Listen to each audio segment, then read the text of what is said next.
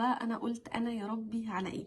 زي ما قلت لكم انا كنت غيرانه بقول هو فين الايه اللي انا هقول عليها كده، وانا حاسه انا متحمسه وحاسه انها لمستني، وان انا عايزه ده، انا نفسي اعمل ده.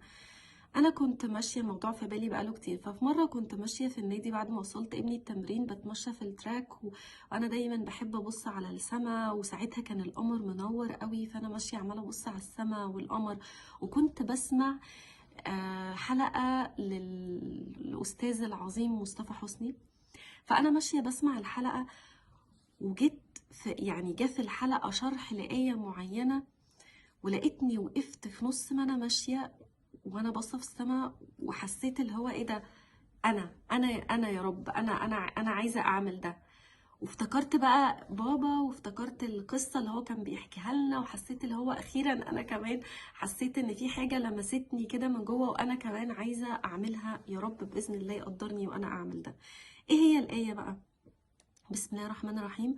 ومن ذا الذي يقرض الله قرضا حسنا فيضاعفه له اضعافا كثيره.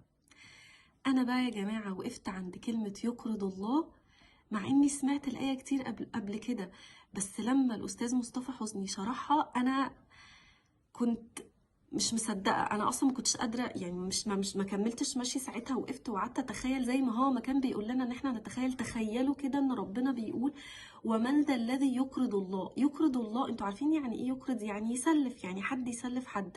فتخيلوا انت ملك الملوك، ملك الملوك لما يجي يقول لك مين اللي هيسلفني؟ يا نهار ابيض. يعني لقيت نفسي بقول انا يا رب، انا يا رب، يعني انا عايزه ده. انا يعني ومن ذا الذي يقرض الله، يعني الملك الملوك بيقول لك ومن ذا الذي يقرض الله. فاكيد طبعا انت بتتعامل مع ربنا. يعني انت تخيلوا كده المعنى. انا عشان دماغي ساعتها كانت بجد يعني ما كنتش قادره. تخيلوا ان انتوا بتقرضوا ربنا، الجزاء هيبقى ايه؟ الجزاء هيبقى ايه؟ ده هي جزاءها يعني حتى انا كلامي محدود ان انا حتى اوصفه ممكن يكون ايه. ربنا بقى بيقول فيضاعفه له اضعافا كثيره. ربنا اللي بيقول هو هيضاعف ده اضعاف كتير قوي. فاللي هو ايه ده؟ سبحان الله بجد. سمعتها كتير قبل كده الآية وعدت عليا كتير، بس عمري للأسف ما وقفت وتدبرت المعنى ووصل لي بالطريقة دي. فقلت انا يا رب. وقلت انا يا رب في ايه بقى؟ في الحته اللي انا قلت فيها، وانا هكمل لكم الباقي ان شاء الله الحلقه اللي جايه. في الحته اللي انا قلت فيها انا يا رب ايه؟ انا ربنا الحمد لله انعم عليا بنعمه ان انا بحب قوي اتعلم، بحب قوي اقرا، بحب ادرس، بعمل الحاجات دي بس من باب ان انا بحب كده. فبدل ما ابقى اخده عليا انا بس، او على عيلتي او الدايره المحيطه بس بيا، لا انا باخده بدايره اوسع وبدايره كبيره. فجددت نيتي ان انا قلت يا رب هو ده عهدي معاك، ان انا هعمل ده عشان هو ده القرض الحسن، ان انا بتعلم العلم وبنفع نفسي واللي حواليا بيه، وبنفع غيري على قد ما اقدر وعلى قد ما اوصل لناس. ودي يعني بحاول اجتهد فيها على قد ما اقدر. فدي كانت الحاجة اللي تخصني انا هاجر.